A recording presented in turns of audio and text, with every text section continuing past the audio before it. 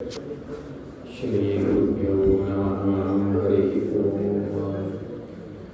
निखिलगुणनिकायं नित्यनिर्धूतगेयं शुभतममतिमेयं शुद्धसौख्याभिपायं सकलनिलभगेयं सर्वशब्दावधेयं नवजगदरकायं नवलक्ष्मीसहायं जन्माद्यस्य पूर्वयातिततश्चार्थेषु विज्ञस्वराट् तेने ब्रह्मरुदायादिकवये मुह्यन्त्यं सूर्यान् तेजो वायुर्गां यथा विनिमयो यत्र स्त्रिसर्गो मृषा धाम्ना स्वेन सदा निरस्तकुहकं सत्यं परं धीमहि। नारायणाय परिपूर्णगुणार्णवाय विश्वोदयस्थितिलयो नियतिप्रदाय ज्ञानप्रदाय विद्यासुरसौख्यदुःखसत्कारणाय वितताय नमो नमस्ते।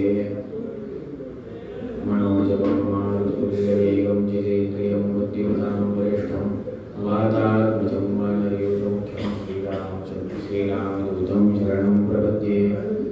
नौमीं न्यायसुधादिकृत्यौनीं श्रीपादराट्सन्मनीं व्यासार्यान् विविधागमाब्धिविहरान् श्रीवादिराजानपि वन्देऽहं सवरान् प्रवृत्तं गुरुं वैलव्यपालानिधिं श्रीसत्यव्रतराघवेन्द्रं निपां सर्वोदसध्यानपां विद्यायां विबुधाचार्यं वेदज्ञानाब्धिचन्द्रिरं गुरुतद्भान्तमार्तण्डं सत्यध्यानमुनिं भजे।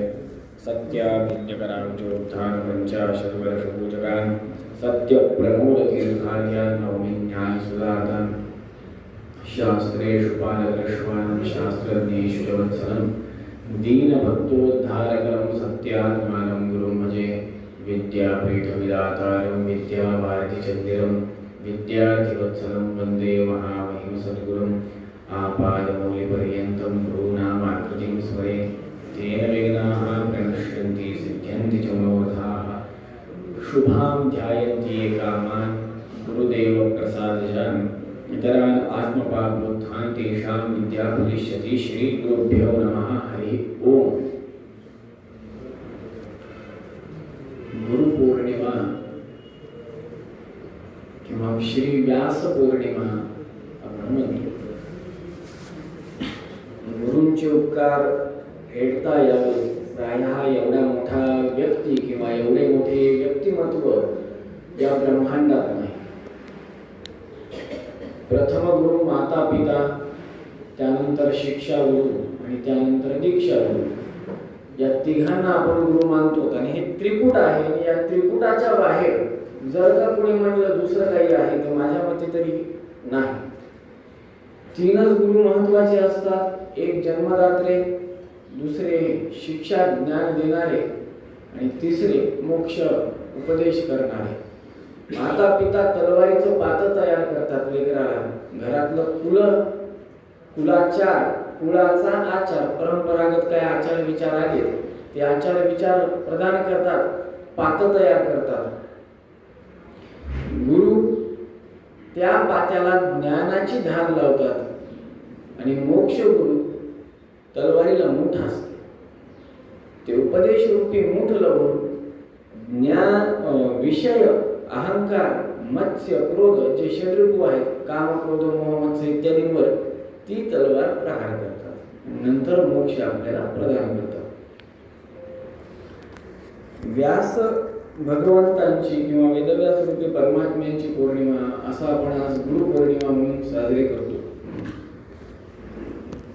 श्रीमद जगद्गुरु मध्वाचार्य महास्वामी महाराज त्यांच्या तात्पर्य निर्णय त्यांनी लिहिलेला पहिला ग्रंथ श्रीमद महाभारत तात्पर्य निर्णय 10व्या अध्यायामध्ये खूप सुंदर वेदव्यास आख्यान सांगतात. त्याच्यामध्ये तृतीये सप्तमे चैव षोडशे पंचविंशे अष्टाविंशतितमे कृष्णे सत्यवत्याम अजायत हा विष्णू पुराणामध्ये प्रथम अंशामध्ये आलेला 41वा श्लोक.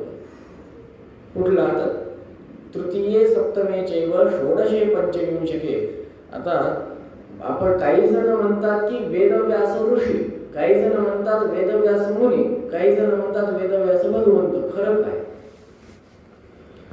तर वेदव्यास हे कोणी ऋषी मुनी नसून साक्षात भगवंत आहेत हे जाणून घेण्यासाठी विष्णू पुराणाचं थोडंसं चिंतन करावं लागतं. प्रथम अंशामध्ये 40-41 श्लोक आहे. जसं भागवतामध्ये स्कंद आहेत तसं विष्णू पुराणामध्ये अंश आहेत. त्याच्यामध्ये सांगतात की तृतीये सप्तमे चैव, तिसऱ्या, सातव्या, षोडशे पंचविंशते, 16व्या, 25व्या, अष्टाविंशतितमे कृष्णे, 28व्या द्वापार युगामध्ये क्षमा करा, जे व्यास झालेले आहेत ते दुसरे तिसरे कोणी नसून साक्षात भगवान श्रीमन नारायण स्वतः व्यास रूपाने सत्यवत्या मजायत, सत्यवतीच्या पोटी जन्माला आलेले आहेत. आणि सध्या 28वावं कलियुग चालू आहे. द्वापार युग 28वावं आत्ताच मुक्त संपलं. त्याच्यामुळे आपण म्हणतो युगे 28.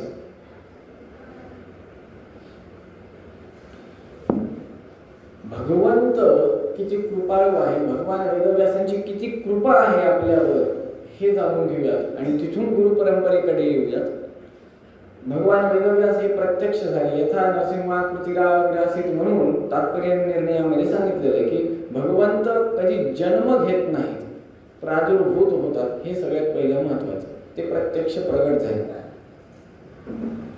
दुसरा विषय की भगवंत देखील आईंवर वडिलांवर किती कृपा दृष्टी ठेवतात.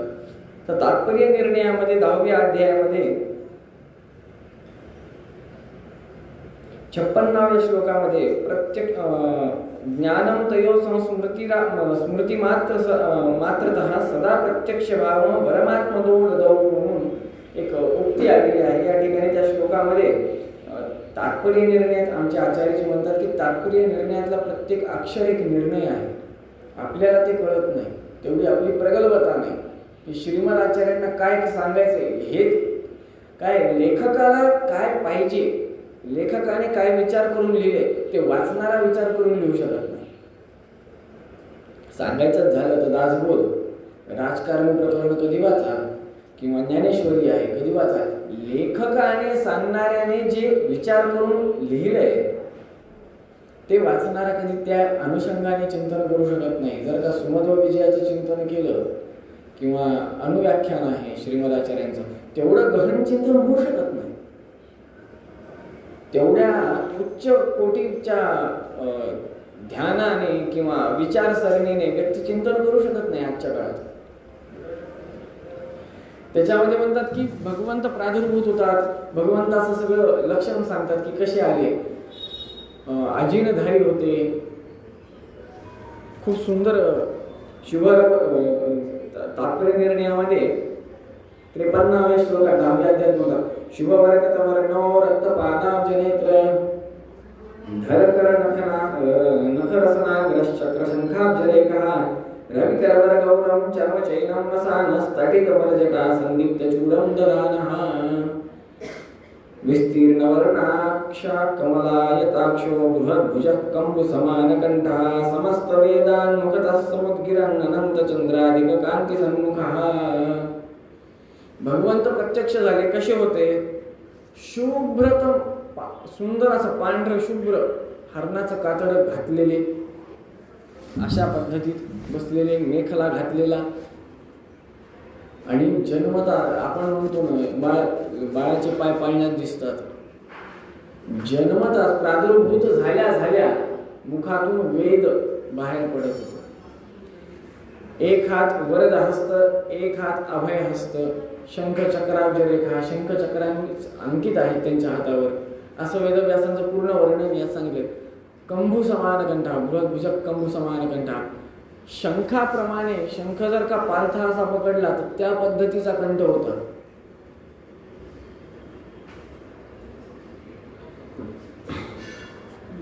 त्या वेदव्यास रूपी परमात्म्याने अवतार धारण झाल्यावर आई वडिलांनी लोकाचार आहे म्हणून उपनयन केल्यासारखं दाखवलं की लोकाचार आहे, उपनयन व्हावं.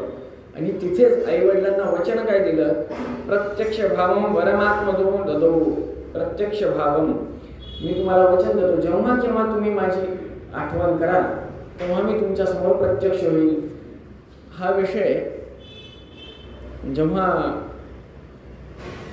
चित्रांगदाचा वध इत्यादी होतो, त्याच्यानंतर कुरुवंश सांभाळायला कोणी नसतात, तर प्रसंगामध्ये पांडू, धृतराष्ट्र आणि विदुर यांच्या अवताराच्या प्रसंगामध्ये सत्यवती माता आपल्या पुत्राचा अर्थात वेदव्यासरूपी परमात्म्याचं आवाहन करते. या वरातून आपल्याला कळतं. हाच तो वर आहे की काय, प्रत्यक्ष भावून वरमात्मनो ददौ, मी तुम्हाला वचन देतो, मी तुम्हाला वरदान देतो. काय तर तुम्ही जेव्हा केव्हा माझी आठवण काढाल तेव्हा मी तुम्हाला प्रत्यक्ष होईल. हे गेले कुठे मग?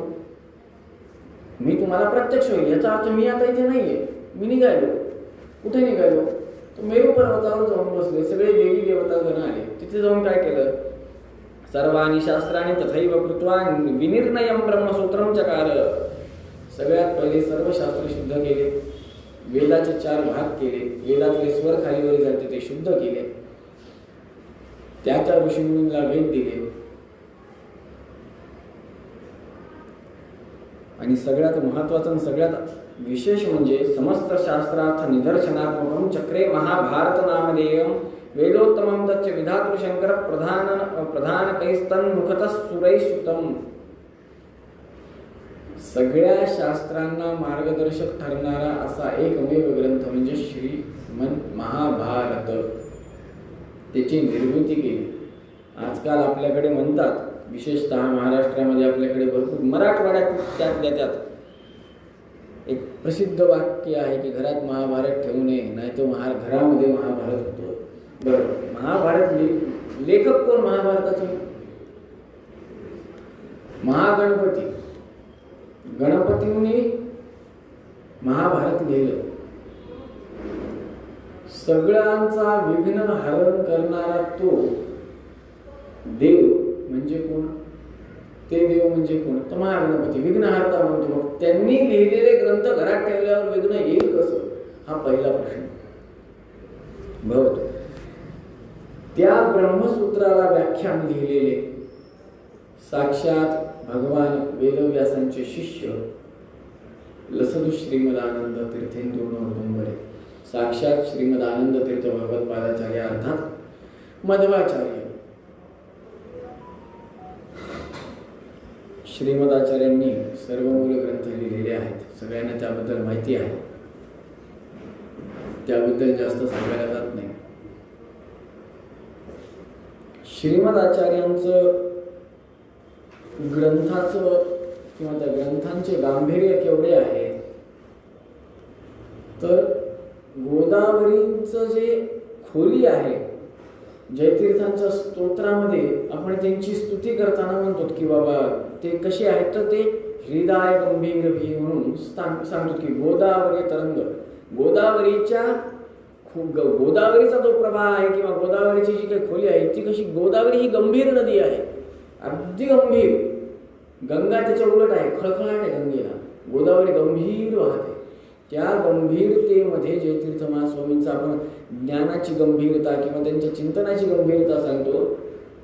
तर थोडंसं त्या जयतीर्थ महास्वामींनी लिहिलेल्या सुधा नावाच्या ग्रंथाचं जे मूळ स्वरूप आहे, टीका आहे सुधा. कुठल्या ग्रंथावर? स्पेसिफिक ग्रंथ आहे त्याला, अनुव्याख्यान. त्या अनुव्याख्यान नावाच्या ग्रंथाची टीका, त्या अनुव्याख्यानाचे लेखक श्रीमद जगद्गुरु मध्वाचार्य महास्वामी. श्रीमद आचार्यांचं जे अनुव्याख्यान आहे ते किती गंभीर असेल ह्याचं जर का चिंतन करायचं असेल तर जयतीर्थ स्तुतीबद्ध झाली माझ्या मते. त्याच्यात जे सत्यप्रिय तीर्थ महास्वामींनी जे लिहिले, एक शब्द त्यांनी फक्त ऍडिशनल केला की गोदावरीच्या प्रवाहाप्रमाणे किंवा गोदावरीच्या गंभीरतेप्रमाणे जयतीर्थ महास्वामीजींचं गांभीर्य आहे, तर ह्याच्यावरनं सुतावरनं स्वर्ग गाठतो आपण असं म्हणतो.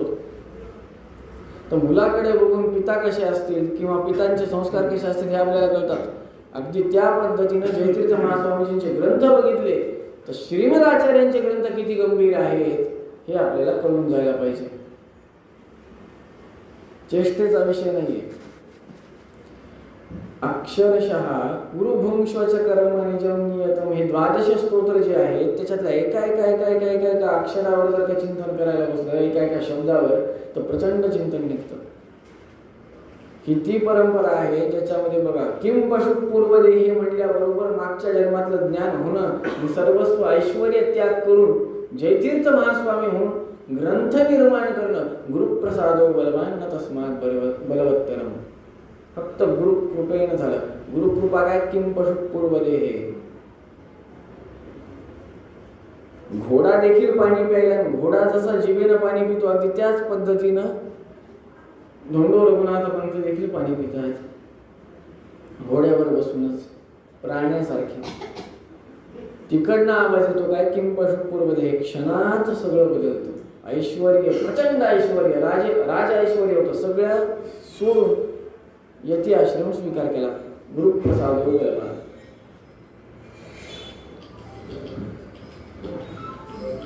रघुत्तम तीर्थ महास्वामी महाराज 8 वर्षाचे, छोटेसे 8 वर्षाचे. सगळ्यांना कथा माहिती आहे, जास्त त्याच्यात रमत नाही, फक्त मुद्दा सांगतो की गुरु होते त्यांचे, नाव आठवत नाही, क्षमा करा, त्यांच्या आचार्यांचं. रघुत्तम तीर्थ महास्वामीजींना शिकवणारे आद्य वरदाचार्य,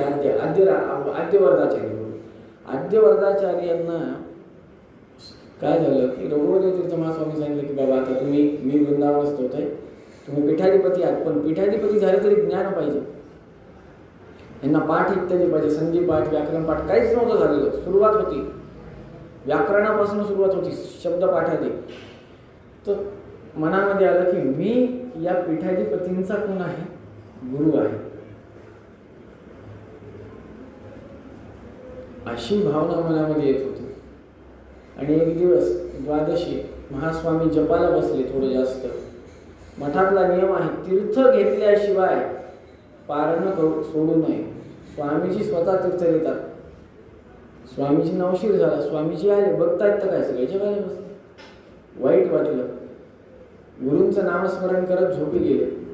स्वप्नामध्ये रघुवर तीर्थ महास्वामींनी जिभेवर व्यास मंत्र, सरस्वती मंत्र कोरला. ही कथा प्रसिद्ध आहे. सांगितलं की दुसऱ्या दिवशीपासून पाठ घ्या.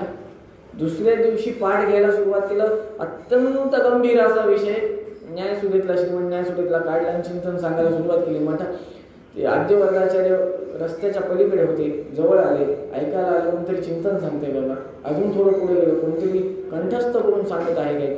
अजून पुढे गेले, हे बालकाचा आवाज आहे. कवाड, मराठीमध्ये कवाड म्हणतात, खिडकीचा दरवाजा. थोडासा पिलरच्या मागून किंवा तिथून त्यांनी बघितलं, आश्चर्यचकित झाले. दयाने धे, दयाने धे, दयाने धे, दयाने धे, नमो नमो नमो नमो नमो नमो नमो नमः. क्षमा मागितली.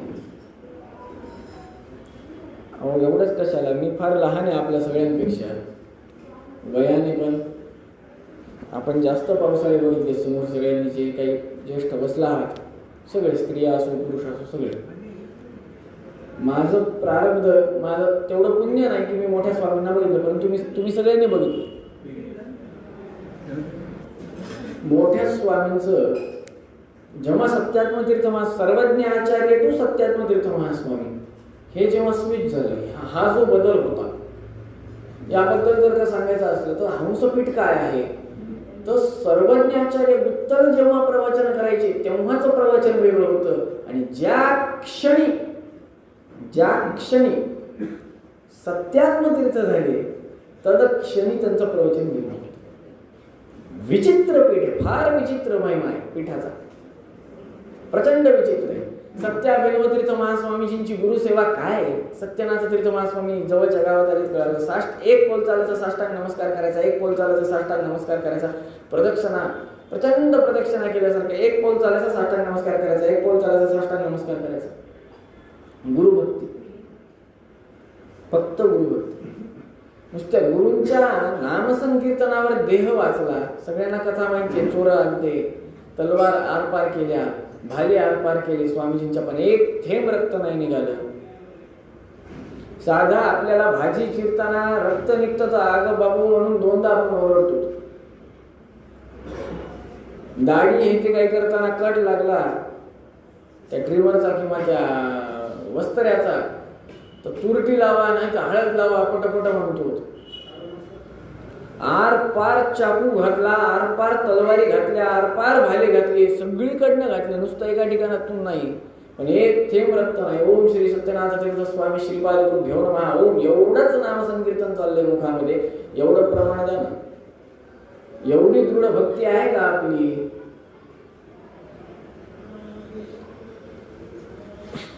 सत्याभिनव तीर्थ महास्वामी नंतर सत्यप्रिय तीर्थ महास्वामी. सत्यप्रिय तीर्थ महास्वामीजींनी प्राय त्यांचे गुरु असतानाच एका मृत व्यक्तीला जिवंत करून दाखवलं होतं. आपले तसंच राघवेंद्र महास्वामीजींची कथा तर सगळ्यांना प्रसिद्ध आहे. आंबरसात लेकरू पडलं होतं, काढलं, त्याला जिवंत केलं. सत्यात्मतीर्थ महास्वामीजींनी देखील मुंबईमध्ये एका मृत बालकाला जिवंत केलं होतं 2010च्या आधी. रोट्टी रामकृष्णाचार्य रोट्टींच्या घरी पूजा असताना ह्याच्यामध्ये चाळ शिष्टी खूप छोट्या छोट्या खोल्या होत्या, पब्लिक जास्त होती, प्रशस्त भक्तजन होते. गुदमरून लेकराचा प्राण गेला तर स्वामीजीने देवावरचं निर्माल्य मागे न बघता छातीवर टाकून फक्त असा हात केला आशीर्वाद स्वरूपी, तर ते लेकरू रडलं. त्याचं मृत्यू प्रशस्तीपत्र, मृत्यू प्रमाणपत्र जे असतं ते तयार झालं त्या लेकराचं. ही गुरुपरंपरा आहे. गुरुप्रसाद बलवान न तस्मात बलवत्तर. कृष्णमूर्ती नावाचं गाव, त्या कृष्णमूर्ती नावाच्या गावामध्ये सत्यप्रमोद तीर्थ महास्वामीजी त्यांचा दिग्विजय होता. स्वामीजींची दीक्षा झाली. सगळे गावाले रडत रडत रडत रडत आले. काय झालं म्हणे? ते म्हणे एका व्यक्तीचा मुलगा, ते समोर त्याचे माता पिता दाम्पत्य होते, आमचा मुलगा सापडत नाही. ते म्हणे नदीच्या तीरावर शोधा म्हणे. नदीच्या तीरावर चालत असताना एका झाडाच्या खाली मृतदेह सापडला त्या लेकराचा. तिथून त्याला उचलून मठात आणलं. स्वामीजींनी रामदेवाचं तीर्थ घेऊन फक्त प्रोक्षण केलं, ते उठून उभं टाकलं. हे काही फार जुनं सांगायलो 1800, 1500, 1200च्या काळातलं नाही, 47 पासून पुढचं सांगतो. खूप जण म्हणतात की गुरुकृपा असते का नसते, असते का नसते. तर मंत्र स्तोत्र संग्रह प्रत्येकाच्या घरात आहे, प्राय इथं असलेल्या. त्याच्यामध्ये गुरु परंपरा स्तोत्र आहे, त्याच्यावरील गुरु स्तोत्र एक आहे विषय. त्याच्यामध्ये एक स्तोत्र आहे, अहो भाग्यम महो भाग्यम मध्व मार्गानुयायिनां देवं रमापतिर्येषां यद्गुरो भारतीपती. हा अभिमानानं सांगण्याचा श्लोक आहे. छाती ठोकपणे सांगायला पाहिजे की हो, मी कोण आहे? तर मी मध्व मार्गावरचा अनुयायी आहे. माझे जे भगवंत आहेत ते रमापती आहेत आणि गुरु जे आहेत ते भारतीपती आहेत. देवम रमापतिर्येषां. देव कोण आहेत? तर रमापती आहेत, भगवान श्री हरी नारायण आहेत. यद्गुरो भारतीपती, भारतीचे पती असलेले वायुदेव आमचे गुरु आहेत. ही भावना दृढ पाहिजे, छाती ठोक सांगता आली पाहिजे, तसं आचरण पाहिजे. त्याच श्लोकामध्ये पुढे सांगतात, सर्व धर्मान परित्यज्य गुरो धर्मान समाचरेत. सगळ्या धर्माचा परित्याग करावा, गुरु जे म्हणतील तेच प्रमाण. गुरूंनी सांगितलं पश्चिमेकडनं सूर्योदय होणार तर होणार. नैवेद्य कवी शंकराने वीक्षित भुक्तिभाग गृह यो दर्शयत रवी भ्रात्र सत्यबोधो स्तुमे मुदे. काय स्वामी रात्री कस काय पूजा करायला? काही दीड शहाणे हौशे नवशे गवशे असतात. स्वामीजींना सत्यबोध तीर्थ महास्वामीजींना विष बाधा झाली. रात्री कस काय पूजा करायला म्हणे? बाहेर जाऊन बघा म्हणे. गेले बाहेर, बघितलं, रात्रीतून सूर्योदय झाला. पूर्ण गावामध्ये सूर्य दिसला. रात्री सूर्याचं दर्शन घडवणारे स्वामी म्हणून त्यांची प्रसिद्धी आहे. असे ते सत्यबोध तीर्थ महास्वामी. सर्व धर्मान परित्यज्य गुरु धर्मान समाचरे. स्वामीजींनी सांगितलं तीच हृदयावर, काळजावर, काळ्या दगडावरची पांढरी रेख काय म्हणायचे म्हणा. पहिला आणि शेवटचा अंतिम शब्द तेच राहणार. त्याच्या अपेक्षा पलीकडे या जगामध्ये दुसरं काही नाही. उडी मार म्हणलं की मारायची, कुठे ते विचारायचं नाही. समोर यज्ञकुंड असो, चिता असो, विहीर असो, समुद्र असो, दरी असो, मार म्हणलं मारायची. रक्षण करायला ते समर्थ आहेत. त्यांनाही माहिती की आपल्याला काय झेपतं, आपल्यापेक्षा चांगलं त्यांना माहिती की आपल्या कितपर्यंत काम चालू शकतं. अशा या दिव्य गुरु परंपरेमध्ये आपण आलो. महास्वामीजींची आपल्या प्रत्येकावर कृपा आहे. विशेष करून जे ज्येष्ठ आहेत त्यांनी जास्त उपभोगलं माझ्यापेक्षा. सत्यप्रमोद तीर्थ महास्वामीजींचा लळा, प्रेम, स्नेह, त्यांचा अनुग्रह. जेव्हा आपण म्हणतो की गुरुप्रसादो बलवान तस्मात् बलवत्तरम, तेव्हा आपल्याला हे आठवलं पाहिजे की गुरूंची आपल्यावर किती परिपूर्ण कृपा आहे, जी आपल्या घरामध्ये कुलधर्म कुलाचार अजून शामिल आहे. स्वामीजींच्या पाद्यपूजा करताना आपल्याला स्वामीजींच्या चरणांचा स्पर्श होतो, याचा अर्थ अजून आपल्याकडे शाबित आहे, त्यांचं लक्ष आहे. नाही तर असे अनेक जण आहेत ज्यांना यज्ञोपवीत देखील धारण करताना लाज वाटते. यज्ञोपवीत धारण करताना त्या यज्ञोपवीत मध्ये किती एक जर काय धारण केलं तर 3 धागे असतात. मातृपितृ ऋण, आचार्य ऋण आणि देशाचं ऋण, राष्ट्र ऋण, असं काही जण म्हणतात. मी म्हणेन की ठीक आहे, राष्ट्र ऋण आहेच, त्यात काही संदेह नाही. माता पिता, गुरु आणि दीक्षा गुरु असं आपण गृहीत धरतो. नुसतं नावाला यज्ञोपवीत धारण केल्यासारखं करतात. यज्ञोपवीत धारण केल्यानंतर एक विधी आहे संध्यावंदन, आणि त्याच्यानंतरची विधी आहे अग्निकार्य. त्यानंतरची विधी फार महत्वाची आहे, ब्रह्मयज्ञ, देव ऋषी आचार्य तर्पण, सर्व धर्मान परित्यज्य असं आपण म्हणतो. पुढे म्हणत नाही गुरु धर्मान समाचरित. सध्या सगळं सोडून दिलं, परत धारण कशाला करायचं. नित्य देव तर्पण, ऋषी तर्पण आणि आचार्य तर्पण हे 3 तर्पण सांगितलेले आहेत. जर का मध्व म्हणून स्वतःला म्हणून घ्यायचं असेल तर प्रधानता कशाला दिलेली आहे संप्रदायामध्ये. संध्यावंदन, गायत्री जप, अष्टाक्षरी जप, स्त्रिया असतील कृष्ण जप, कृष्ण मंत्राचा किंवा जे काही कुठला मंत्र स्वामीजींनी दिला असेल तो मंत्र. त्यानंतर पुरुषाने संध्यावंदन केल्यानंतर निदान ब्रह्मयज्ञ करावं. अग्निकार्य नसेल चालेल, एक टाइम अग्निकार्य बाजूला राहिलं, पण ब्रह्मयज्ञ हे अनिवार्यतेने सांगितलेलं आहे. प्रति अमावस्या तिलतर्पणादी कर्म सांगितलेले. तेव्हा कुठं निदान मध्व म्हणून मी देवपूजापर्यंत गेलोच नाही, निदान तेवढं तरी पाहिजे. देवपूजा असो नसो ते नंतरचा भाग. पहिले गायन तंत्र आहे ते यस्मात, गायत्री तंत्र स्मृता. गायत्रीच नसेल, संध्याच नसेल, संध्या विना अशुची नित्यम अनर्हा सर्व कर्मसु. आत्ता स्वामीजींच्या प्रवचनामध्ये अहर संध्या उपासित म्हणून त्यांनी एक अभियान काढले की प्रत्येकाने संध्यावंदन वेदोक्त पद्धतीनंच केलं पाहिजे, असा त्यांचा अट्टहास आहे. माझा नाही, कोणाचा? स्वामीजींचा. माझा अट्टहास काय नाही बाबा, स्वामीजींचा अट्टहास आहे. आता स्वामीजी सगळ्यांचे स्वामीजी आहेत, माझ्या एकट्याचे नाही, ते जगद्गुरु आहेत, त्यांच्या अनुषंगानं चालावं. संध्यावंदन हे प्रधान आहे. आणि श्रीमद आचार्यांच्या किती कृपा आहे. श्रीमद आचार्यांनी आपल्याला मुद्रा धारण, त्या संप्रदायात आलो ज्याच्यात मुद्रा धारण आहे. भगवंताचे आयुध आपल्या खांद्यावर, आपल्या छातीवर, आपल्या कंठावर, आपल्या मस्तकावर, या ठिकाणी अष्टाक्षरी नाम. ह्याच्यापेक्षा अजून काय घेतं?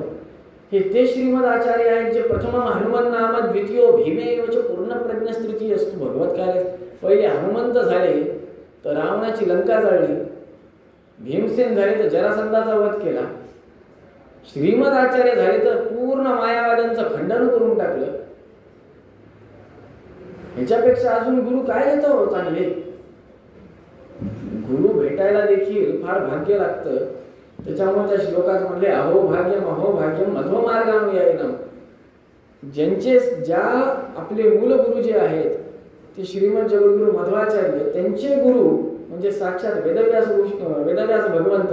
त्या वेदव्यास भगवंतांची गुरु परंपरा आज घर आपल्यापर्यंत चालतीये, सत्याग्रतीर्थ महास्वामीजींपर्यंत. आणि ते आपले गुरु आहेत. आणि त्या पीठावर बसलेले, हंसपीठावर बसलेले हे श्री सत्याग्रतीर्थ महास्वामी महाराजांचं चरण स्पर्श आपण करू शकतो. साक्षात एक वायू अवतारच त्यांच्यामध्ये अंशाने आहेच की.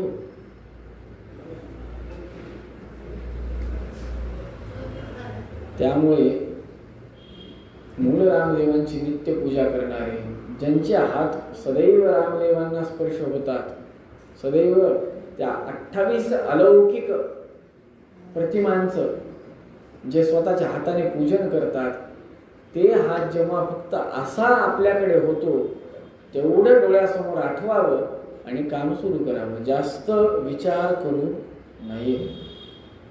स्वामीजींकडे गेला, स्वामीजींनी मंत्राक्षरा दिली, संदेह तिथंच मेला. आणि जर का संदेह तरी येत असेल तर तो व्यक्ती काही व्यक्ती नाही. गुरूंनी सांगितलं ओ उड्या मारायला सुरुवात करावी. स्वामीजींनी सांगितलं उड्या मारा, कुठं ते विचारू नये, उड्या माराव्यात, जागेवर उड्या मारा, नाही कुठेही मारा. त्यांची आज्ञा झाली, त्यांनी होकार दिला, ते कार्य होणंच आहे. एक उदाहरण देतो. आणि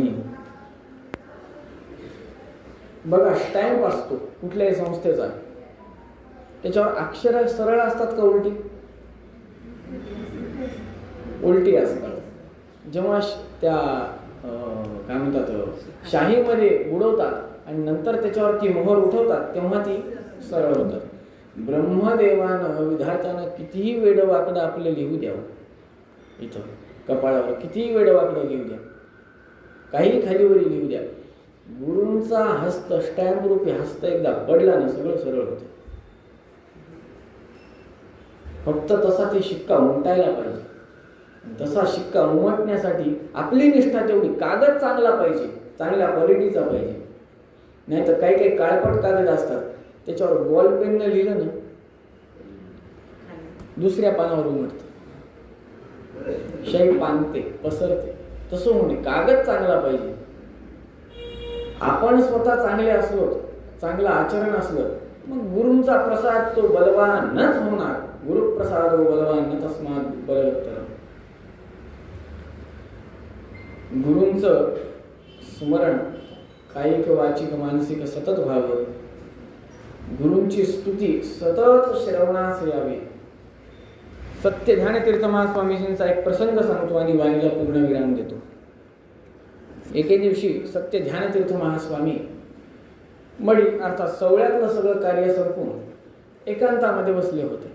समोर शास्त्रार्थ चालू होता. एकांत म्हणजे आजूबाजूला कोणी नव्हतं, समोर त्यांचं चिंतन इत्यादी चालू होतं विद्यार्थ्यांचं. अनेक पंडित वेगळ्या संप्रदायातले, इतर संप्रदायातले सगळेजण त्यांच्यासोबत असायचे प्राय.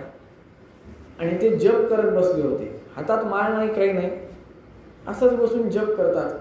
या पद्धतीने जप चालू होता. एके दिवशी एका शिष्याने त्यांना विचारलं की बाबा स्वामीजी, आपण सवळ्यात असताना रामदेवांच्या सन्निधानामध्ये जप करता, अर्थात तो हंस पीठाचा जो काही दीक्षा मंत्र असेल त्या दीक्षा मंत्राचा जप आहे, मान्य आहे, गुरुमंत्राचा उपदेशाचा जप आहे, जी दीक्षा तुम्हाला सत्य ज्ञानतीर्थ महास्वामीजींनी दिली. गवळ्यात कशाचा जप करता हो तुम्ही? बाहेर आल्यावर सगळं संपल्यावर भोजन इत्यादी झाल्यावर कुठला जप करता?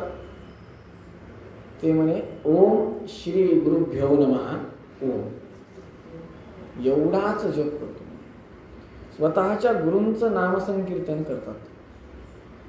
गुरु कृपा काय, महाभोक्ता पुरुष असलेले किन्नाळजयाचार्य जेव्हा सत्य ज्ञानतीर्थ होतात तेव्हा सरळ बाटली भर सार खाण्याची त्यांची कॅपॅसिटी, त्यांच्या सोबतचे लोक, आजही त्यांच्या घराण्यातले लोक सांगतात, ते बादली भर सार सहज खायचे एका बैठकीत. ते किन्हाळ जयाचार्य जेव्हा सत्य ज्ञान होतात तेव्हा 8 घास खातात. चांद्रायन व्रत एकदा करताना नाकी नऊ येतं. आजूबाजूला 10 15 माणसं परेशान होतात. 1 घास आज खाल्ला, उद्या 2 घास खाल्ले, परवा 3 घास खाल्ले, प्रतिपदेला पौर्णिमेला 15 घास खाल्ले, एकादशीला निर्जला राहिले 12 दिवस, द्वादशीला 12 घास खाल्ले, पौर्णिमेनंतर प्रतिपदेला 14, 13, 12, 11, 10, 9, 8 असं करत परत प्रतिपदेला अमावस्येच्या दिवशी एका घासावर येणं. महिनाभर चालणारं व्रत, असे 3 सलग व्रत करणारे सत्य ज्ञानतीर्थ महास्वामी पूर्वाश्रमामध्ये बकीट भरून खायचे. कालपर्यंत बकीट भर खाल्लं, आज सरळ 8 घास खाल्ले. शक्य आहे का? एखाद्या माणसाला तुम्ही करून दाखवायचे, प्रचंड खातो, 6 पोळ्या खातो, त्या माणसाला उद्याच्याला तुम्ही एक चतकोर पोळी द्या ना, कळतंय. बरं, नुसती चतकोर पोळी नाही, सत्याग्नी तीर्थ महास्वामी सत्य ज्ञान तीर्थांसाठी स्तुती लिहिताना म्हणतात, भव अशित्व समर्थोपी लघ्वाशी नियतमचे आ गोमयागत भक्तारम सत्य ज्ञान महम भजे. गाईला खाऊ घालायचं पहिले ज्वारी गहू जे काय असेल ते त्या गाईच्या शेणातून वेचायचं, धुवायचं, वाळवायचं, दळायचं आणि चिपट करायचं. त्याच्यामध्ये पाणी नाही टाकायचं, गोमूत्र टाकून त्याची चिपट करायची ते खायचं. चिपट म्हणजे काय, तळ हातावर पण बसत नाही, उगी एवढं असे ते व्रत केलेले आहेत. आणि आपण अन्न जेव्हा खातो ना तेव्हा आपल्या मनामध्ये काय भावना असते काय माहित नाही. प्रत्येकाची भावना वेगळी असते. सगळ्यात घातक हे अन्न दोष आहे. आणि परम अन्न गुरूंच्या घरातलं अन्न कधी डावलू नये. पहिला नियम, गुरूंच्या घरातलं अन्न कधी डावलू नये. आई वाढायला आली, पोट भरलेलं जरी असलं तरी 2 घास घाल माय म्हणायचं आणि ते प्रसाद म्हणून ग्रहण करायचं. आईच्या हाताला कधीच दोष नाही. गुरूंच्या घराला, गुरूंच्या हाताला आणि आईच्या हाताला कधीच दोष नाही, कधीच नाही. त्यानेच अन्न ग्रहण करावं, त्यांच्याच हाताने अन्न ग्रहण करावं. अहो अजून किती सौभाग्य पाहिजे. आपण भोजनाला चातुर्मासात बसताना स्वामीजी स्वतः येऊन आशीर्वाद देऊन जातात. ह्याच्यापेक्षा अजून प्रधान काय पाहिजे, याच्यापेक्षा अजून काय पाहिजे. बरं, गुरु स्वतः आपल्या जवळ येऊन मुद्रा देतात, त्यांना काय घेऊ. रांगेत आपण उभं टाकतो, गुरु आपल्या जवळ येऊन आपल्याला मुद्रा देतात. प्रत्येकाची कुशल मंगलता विचारतात मंत्राक्षर देताना. त्याच्यामुळे तो श्लोक जो आहे गुरुस्तोत्रात आलेला, अहो भाग्यम मध्व मार्गानुयायी नाम देवम रमापतिरेषाम यद्गुरो भारतीपती. तो श्लोक आचरणात आणावा, तेवढी छाती ठोकपणे आपली तयारी असावी की हो मला अभिमान आहे, मी मध्व आहे, माझे दैवत रमापती आहे, माझे गुरु भारतीपती आहे. ही भावना दृढ पाहिजे. त्याच भारतीपती जे आहेत वायुदेव, त्यांच्या अंशाने युक्त हंसपीठावर प्रत्येक यती चक्रवर्ती बसतात. त्याच यती चक्रवर्तींची जी परंपरा आहे, प्रत्येक जण यती चक्रवर्ती झाले. अलौकिक अद्भुत अद्वितीय अशी ही गुरु परंपरा, त्या परंपरेवर आज आपल्याला प्राप्त झालेले सत्याग्नी तीर्थ महास्वामी महाराज माझे गुरु आहेत. ही छाती ठोकपणे सांगता यावी, एवढा अभिमान स्वतःमध्ये असावा, तेवढं आचरण स्वतःमध्ये असावं. महास्वामीजींचे वारंवार आज्ञा आदेश आपल्या सगळ्यांना यूट्यूबच्या माध्यमातून, इंस्टाग्रामच्या माध्यमातून, फेसबुकच्या माध्यमातून, व्हॉट्सअपच्या माध्यमातून पदोपदी प्रत्येकाला येतात. तसेच आपले नारायणाचार्यजी मुदगलकर काका जे आहेत ते देखील सगळ्यांना व्हॉट्सअपवर स्वामीजींचे अपडेट देत राहतात. त्यामुळे स्वामीजींचे जे अहरस संध्यामुपासित हे जे अभियान आहे त्यामध्ये सगळ्यांनी सहभाग घ्यावा. काही नाव नोंदणी करण्याची गरज नाही. जी संध्यावंदन आहे ती नीट करावं. आगच्छ वरदे देवी जपे मे सन्निधो भव गायंतम त्रायते यस्मात् गायत्री तम तथा स्मृतः. त्या गायत्री मातेचं, त्या सवितृनामक परमात्म्याचा जप अधिक करावा. ब्राह्मणत्वाचं रक्षण करावं. आपण ज्या संप्रदायात आहोत त्या संप्रदायाचं रक्षण करावं. गुरूंच्या प्रति कृतज्ञता समर्पण करावं. कृतज्ञता समर्पण करणं फार तुरळक शब्द आहे, योग्यता नाही. कारण की स्वरूपोद्धारक असतात. चिखल पिंड आई वडील तयार करून देतात, त्याला आकार गुरु देतात. त्याच्यामुळे आकार दिलेला आणि पिंड तयार केलेला दोघांची उपकारातून कधी पाय उतार होता येत नाही. त्याच्यामुळे फक्त एवढंच म्हणू शकतो की स्वामीजी म्हणाले करा तर करा, स्वामीजी म्हणाले नका करू तर नका करू. त्यांच्या आज्ञेच्या बाहेर आपण जायचं नाही. गुरुप्रसादो बलवान न तस्मात् बलवत्तरम एवढं म्हणावं आणि श्री गुरुभ्यो नमःचा जप सतत करावा. गुरूंच्या अधीन राहावं, गुरूंच्या शब्दाच्या बाहेर राहू नये. गुरु जे म्हणतील सर्व धर्मांना परित्यज्य गुरु धर्मान समाचरित. गुरुने सांगितलं तोच धर्म आहे, त्याच पद्धतीनं कार्य करावं. झालेली सेवा अस्मद गुरु अंतर्गत भारतीय रमण मुख्य प्राणांतर्गत सीतापदे श्रीमन मूळ रामचंद्र भगवंताच्या चरणी समर्पित करतो. वाणीला पूर्ण विराम देतो. गोपाल कृष्ण भगवान की जय. नाहं कर्ता हरिकर्ता तत्पूजा कर्मचाखिलं तथापि मत्कृता पूजा तत्प्रसादे नान्यथा तद्भक्ति तत्फलं मह्यं तत्प्रसाद पुनः पुनः कर्मण्यासो हरारेवं विष्णोस्तुतिकर सदा इदं ज्ञानं हरे पूजा हरे रेवो इदं सदा हरि अधीनं च सर्वत्र इत्येवं न्यासो हरौ स्मृतः यस्तर्वगुणसम्पूर्णः सर्वदोषविवर्जितः प्रियतां प्रीते एवालं विष्णोर्मे परमस्मृत अनेन भाव्येत् पुण्यं तदात्मनोऽपि गुरुर्मम गुरुमध्वान्तरगत कृष्णार्पणमस्तु।